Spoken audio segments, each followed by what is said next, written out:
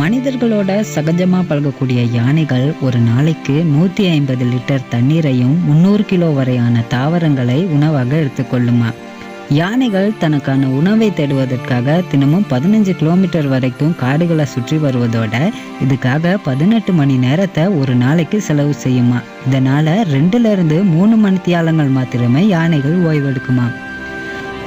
யானைகளோட அந்த பெரிய காதுகளால சிறிய சத்தங்களை கூட கூர்மையாக கேட்க முடியுமா. தன்னோட கழுத்து பகுதி வெப்பமடையாம இருக்க எப்பவும் தன்னோட காதுகளை அசைத்தபடி இருக்குமா.